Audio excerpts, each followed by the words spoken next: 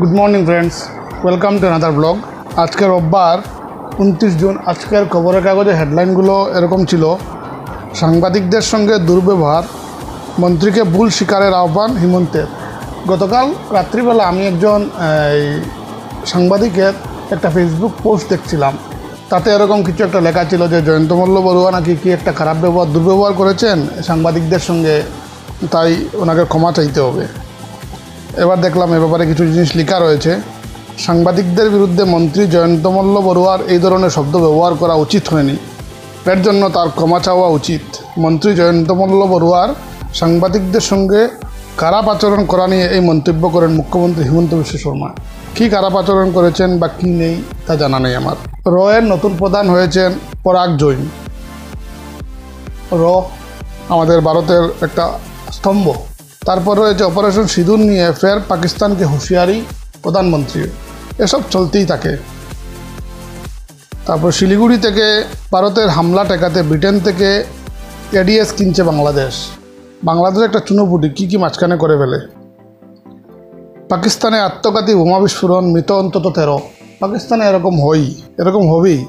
ওদের ওখানটাতে বোমা বিস্ফোরণ বা এসব জিনিস একটা স্বাভাবিক ব্যাপার। ভয়াবহ বিস্ফোরণে কমপক্ষে 13 জন পাক সেনার মৃত্যু হলো। পাকিস্তানে সেনার মৃত্যু হয়েছে, বাপরে। সরকারি সূত্রের খবর, শনিবার পাকিস্তানের উত্তর পশ্চিমে খাইবার পাখতুনখোয়া প্রদেশে আত্মঘাতী বোমা বিস্ফোরণে সেনাদের মৃত্যু হয়েছে। সেনাসহ সাধারণ মানুষও এই ঘটনায় আহত হয়েছেন। এই এলাকাটি পাকিস্তান আফগানিস্তান সীমান্তের কাছাকাছি।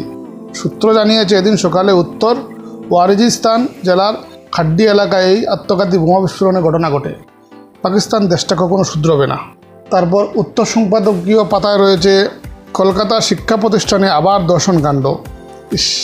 তারপর উত্তর সম্পাদকীয় কলামে রয়েছে তামিলনাড়ুর মুখ্যমন্ত্রীর তামিল অস্মিতা দেশের জাতীয় সংহতির পক্ষে বিপজ্জনক। এসব সত্যি। এই যে আঞ্চলিক ভাষাগুলো তুপে দেওয়া বা আঞ্চলিক ভাষা না হলে চলবে না, এসব জিনিস কিন্তু মোটেই ঠিক নয়, একদম ঠিক নয় এসব জিনিস। তারপর বেশ কিছু রয়েছে, একটা গল্প বোধহয় রয়েছে। হ্যাঁ, নয়নে দুলিয়া উঠে হৃদয়ের অভিমান, একটা গল্প রয়েছে, পড়ব পরে। বেশ কয়েকটা কবিতা রয়েছে। আজকাল আমার কবিতা লেখা হয়ই না প্রায়। এরকম বেশ কিছু রয়েছে। তারপর খেলার পাতায় রয়েছে লিডসে ব্যর্থতার দায় নিলেন প্রসিদ্ধ, নেটে গাম জড়াচ্ছেন টেলেন্ডাররা। এই যে লাস্ট একটা টেস্ট হয়ে গেল ভারত এবং ইংল্যান্ডের মধ্যে, এই টেস্টে যদি সবচেয়ে বেশি যদি দুটো জিনিস যদি ভারতের বিপক্ষে যায়, একটা হলো গিয়ে যে টেলেন্ডারের ব্যাটিং আর একটা হলো গিয়ে যে ক্যাচ।